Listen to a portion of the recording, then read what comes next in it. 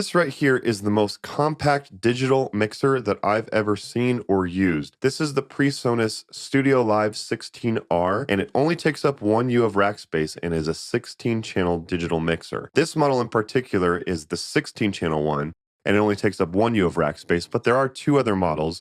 There's the 24R and there's the 32R, and both of those only take up 2 U of rack space. So these are actually the most compact mixers with the most inputs and outputs that I've seen in this small of a size. It takes up way less space in a rack than other traditional digital mixers. We've all seen the digital rack cases that are massive. They're very difficult to bring around if you don't have a van or a bus or something like that, or especially it's very difficult to fly with. Presonus has done this in a very compact size. With something like this, it makes it a lot easier to travel with or fly with and stuff like that. So in this video, I'm going to go over the configurations of it, how to set it up, how to control it with the software or the app. And also there's a phone app that you can use so individual musicians can hear their individual in-ear monitor sends from their phone and make adjustments on their phone. And there's actually a really cool twist with their app that is one of my favorite things on this Presonus mixer. So I'm going to go over it and see if this is something that's right for you. I do want to say many thanks to Sweetwater for sending this over for me to check out for the channel and for sponsoring the video.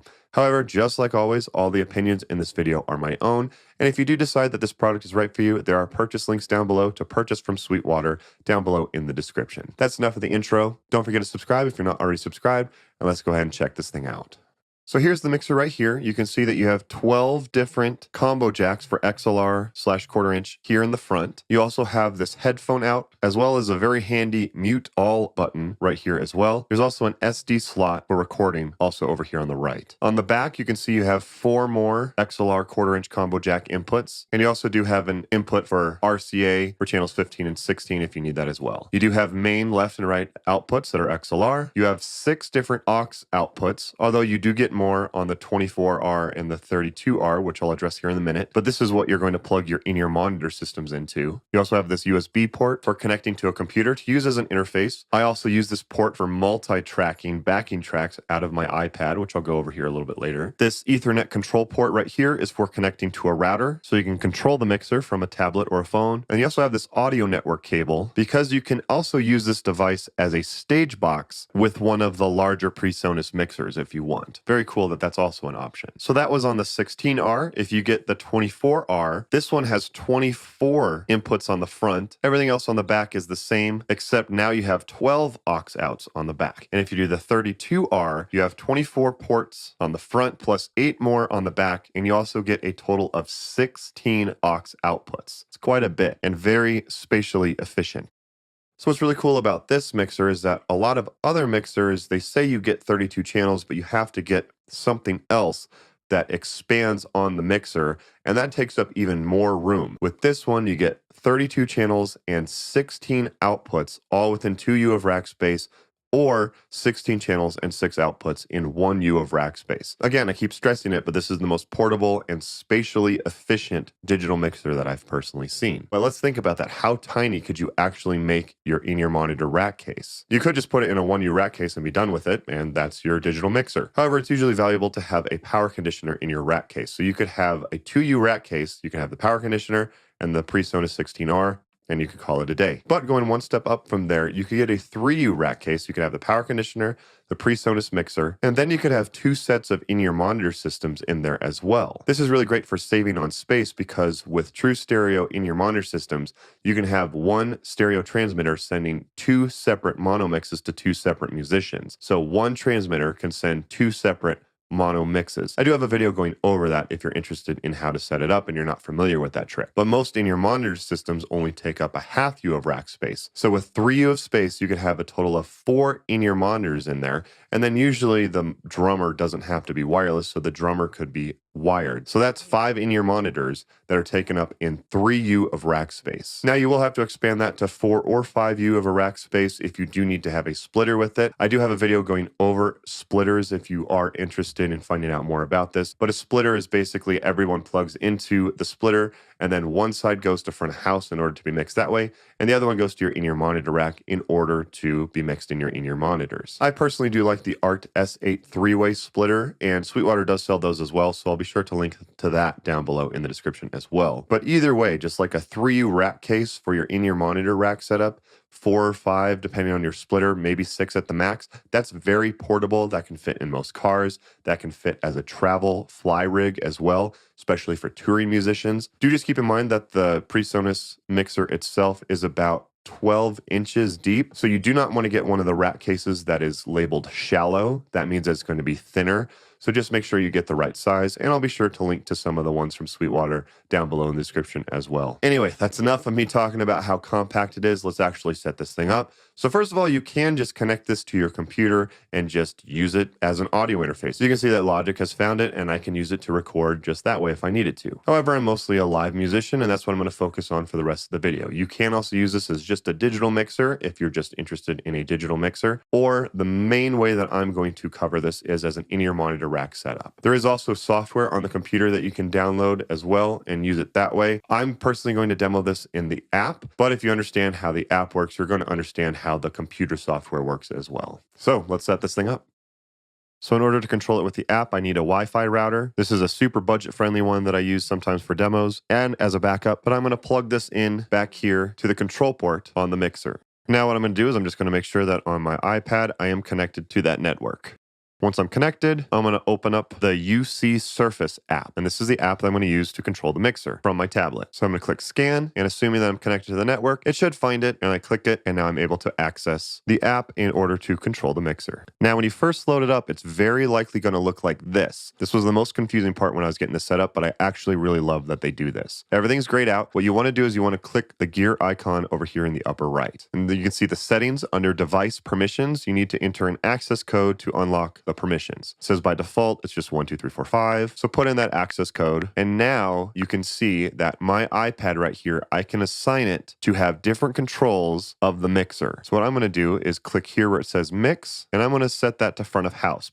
And now I am able to control everything in the mixer. So that is the first step. You can change the access code as well by clicking change access code. And that way no one can control your mixer unless if they have the access code, which is very, very cool. And actually comes into play later. And it's one of my favorite features on the Presonus. So now that that's assigned, let's close out of the settings. And now you can see I have my main screen right here. So I have my different channels right here. I can control some of the faders, swipe over to see the rest of them. I have my master fader over here. I can either be set to main and control the main output, or I can control what's going to one of the AUX outputs as well. And I'll show you all of this here in a second. But let's set up some of the channels here really quick. So I'm going to go to this first channel right here. I'm going to click it. And then these are the steps that I personally take is I'm going to click up here and I'm going to name this. So I'm just going to name this one Scott Vocals. This will be my vocal channel. And then to help stay organized, I do like to give it a symbol as well as a color. So click the gear icon right here. And then I'm going to give this an icon. So you can see I'm going to scroll down to click vocals, and let's give it the microphone icon. And you can see there's now the microphone icon down here. I also like to color code everything. So I'm going to make anything that I play or perform is going to be blue. So now you can see I have the microphone icon and my name and the color blue. You can also choose the type of input. Most of you are going to do analog. So that's physically plugged into the first input on the mixer. I do sometimes set this to USB, and that's because I do multi-tracking output from an app that I use called Stage Tracks for multi-track backing tracks. If you are interested, I have a video going over that. It's not what this video is about, but that I do use the USB port sometimes as well. Okay, so now I'm going to plug in my vocals. I'm just going to plug in a microphone into input 1. And as I start talking into it, you can see that I'm getting a pretty weak signal. So I'm going to bring up the gain with this slider right here. I'm just going to bring it up until it's at a good level as I'm talking into the microphone without clipping. So this looks like a pretty good level. I'm not clipping or anything like that. So now the gain is set.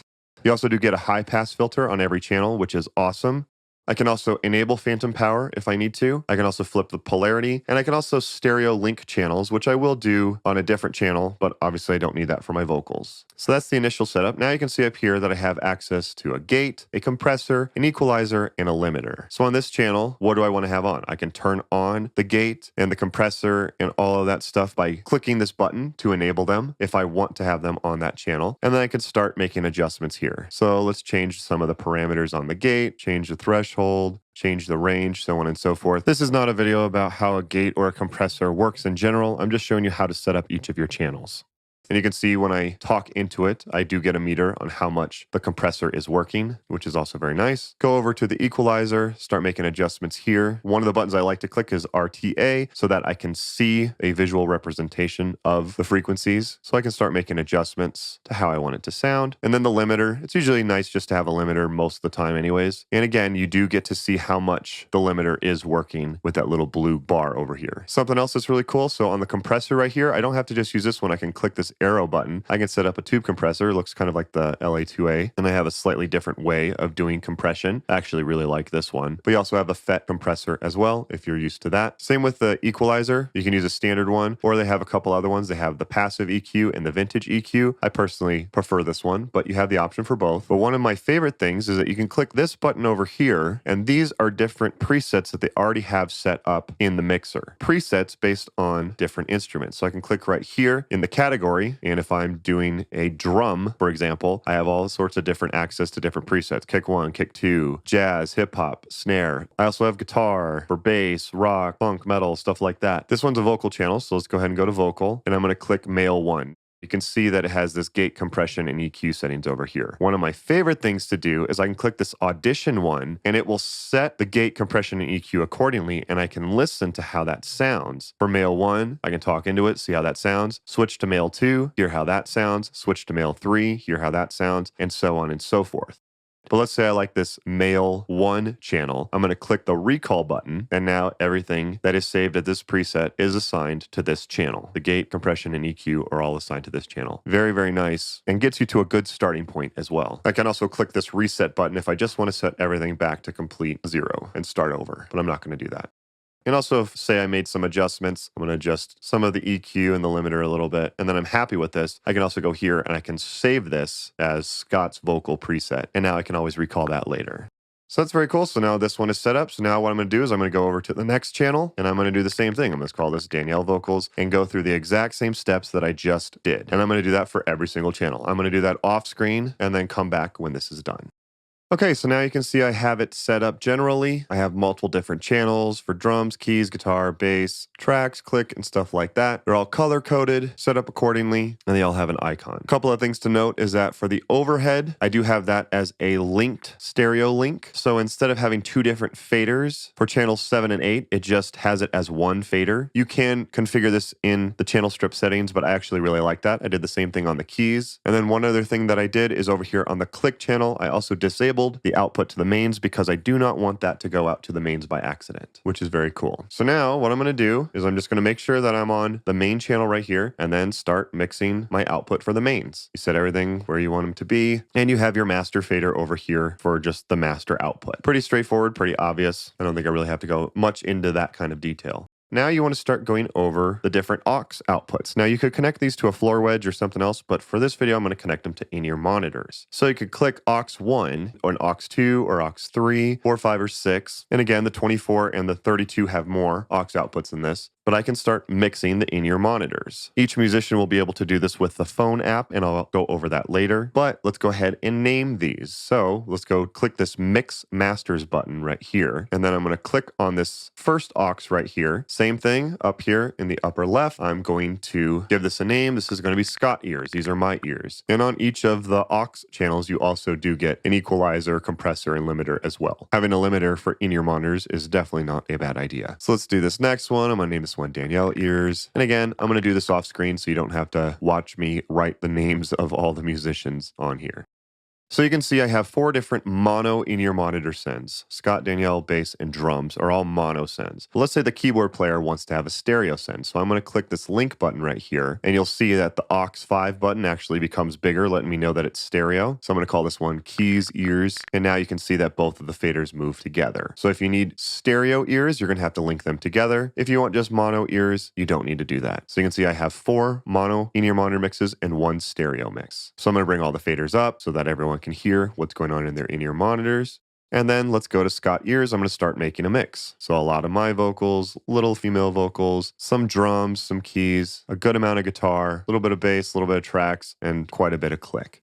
Next, for Danielle's ears, a lot of her vocals, a little bit of mine, and she can set her mix exactly how she wants to. Again, the phone app is coming. I'm just showing you this part first. So each musician will have their own in-ear monitor mix set up properly, and everyone will hear something different based on what they want to hear. Just something really quick to know. You have this pre, to, and post. I personally like this on pre-2. This is from the manual of what is going to be sent to your ears. I do like to have the channel processing, so the EQ and the compressor and the limiter going to my ears. Some people don't like that, so you might want it on pre-1. Just make sure it's not on post, because that will send after the master fader, which is what you don't want. You don't want the master fader to control anything for your ears. And do just make sure that you are on aux. Do not set it to sub, and do not set it to matrix. Set it to aux. And there you go. Your in-ears are configured as well. So if you want to adjust the main output, you want to click main and start making adjustments there. If I wanted to adjust one of the in-ears, for example, Scott ears, I would click Scott ears and then start making adjustments that way.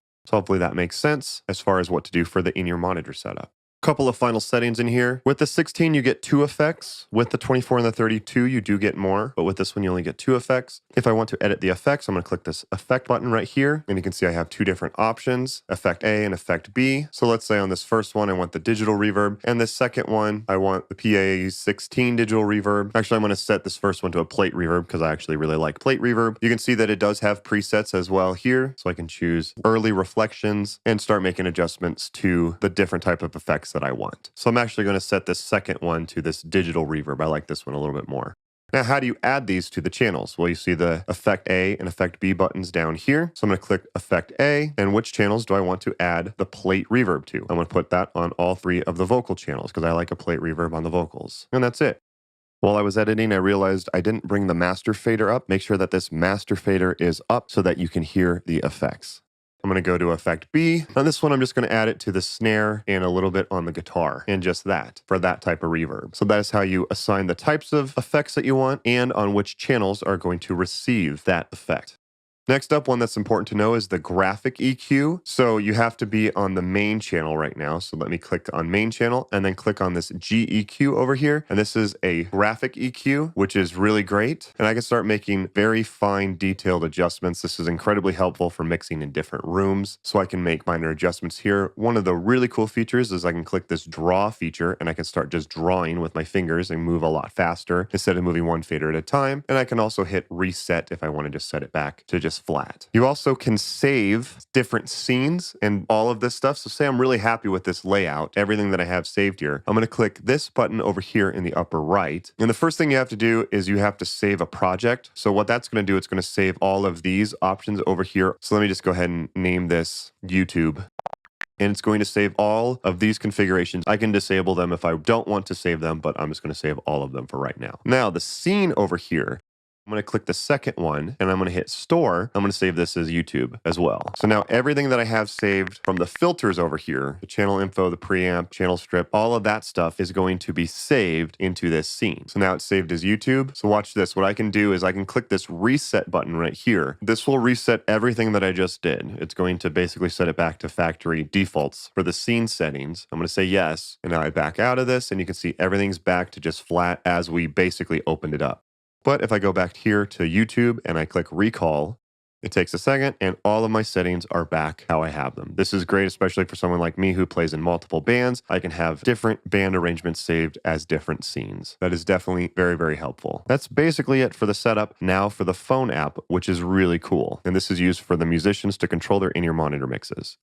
So on my phone and all the musicians' phones, they want to have the app QMix-UC downloaded. And then just make sure that you're on that same network of that router that's connected to the Presonus mixer. Once I'm on there, I can click the app, hit scan, and it should find your device. Now, when you click it, it's going to show up on this screen right here. And actually, what's going to happen likely, it's going to look a little bit different. It's likely going to look like this. No permissions set for this device. This is really cool. So see on my iPad here, this is the one that has the access code. So I'm able able to adjust stuff in the mixer globally. What you can see on my iPad is that it now says device permissions, iPad, which I just did, but then there's this iPhone one right here. Right now it's set to none, means that this phone currently has no control over the mixer until I assign it to something. So I'm going to click this, and I can say all AUXes and let them have control over all AUXes, but what I really want to do is just set it to AUX1. AUX1 is just Scott's ears. That means that this phone is only capable of making adjustments to Scott ears, not the main front of house, not accidentally one of the other musicians, just to Scott ears. That's really awesome. And now you can see on the phone, what I can do is I can tilt it horizontally, and now I have access to Scott ears, and I can start making adjustments to my mix here. And you can see if I click this down arrow, the only thing I have access to is Scott ears. I can't accidentally choose someone else's mix. I'm only assigned to my mix. Then I can start making adjustments, which is really cool. I'm going to interrupt here just for a second just to say a massive thank you to the Presonus engineer who thought of this setup. It is so nice to be in control and be able to assign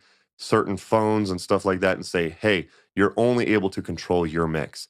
That is so helpful. We all probably have that one band member who just cannot remember, oh, if it doesn't say bass ears, I'm not adjusting the bass ears. Or they adjust, worst case, they adjust front of house mix. They go, oh, I can't hear myself.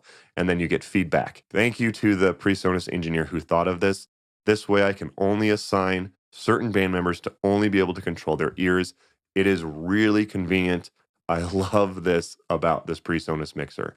So thank you to the engineer who thought of this. Anyway, back to the video. Now, if I put it back to vertical mode, you might be like, what is this me button right here and this wheel right here? So if you swipe over, you can actually assign what channels are you. So in my case, my channels are vocals and guitar. That's what I play. So now what I can do is I can enable those as me, and then this wheel right here will give me less of me or more of me. It will turn up both of my main instruments. It's a really cool touch. It's a very nice touch is that you can say, hey, these are my instruments. I need more of me. Here's just a wheel of me. That's actually what they call it. I really like that. That's a really cool design. And also going back into horizontal mode, you can also assign groups. So if I turn group on right here, I can assign different things to different groups. So I push this arrow button right here and let's assign all the drums to be its own one group. The next group will be all the vocals. The next group will be guitar and bass. And then the fourth group will be keys and tracks. So now what happens is if I want groups on, I can move faders and they all move together. So if I just want more drums or more keys and tracks, I can move them all together, or I can set the group off and move each of the individual faders individually. But this is a really cool app. I love the way that they did this, and everyone has control over their mix, so they don't have to ask you, hey, can I have more of me in my ears? They all have it on their phone, and they can adjust it themselves.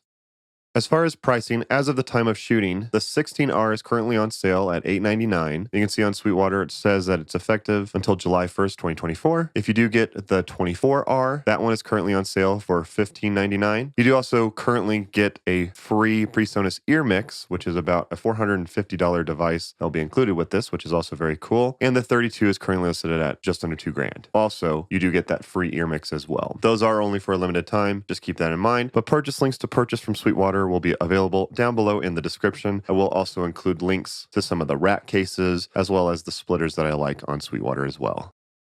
And I will also just remind you that most mixers usually require you to buy something else in order to get this many inputs and outputs. It's really nice that the Presonus has this just all in one. So overall, I think this is a fantastic digital mixer, whether you're planning to use it in a studio or just as a live digital mixer or as an in-ear monitor rack. I think it's very well designed. The interface is great. It makes a lot of sense. I was able to figure it out almost immediately. There's some really smart things with the phone, like me being able to assign which phone controls which mix. I absolutely love that about this. It's very well thought out on top of being the most spatially efficient digital mixer that I've seen. It sounds great.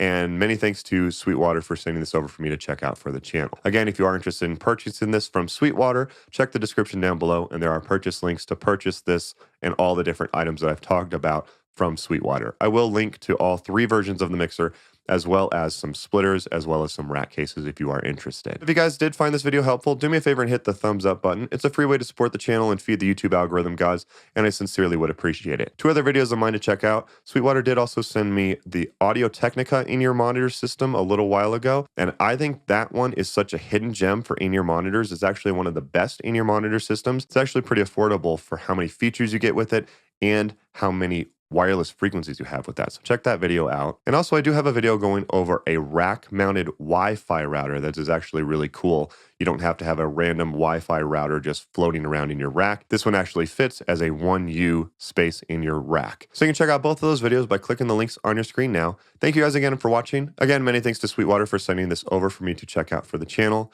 Thank you guys again for watching. Don't forget to like and subscribe. Don't forget to follow me on Instagram at Scott Yule Music. Thank you guys again for watching, and I'll see you next time.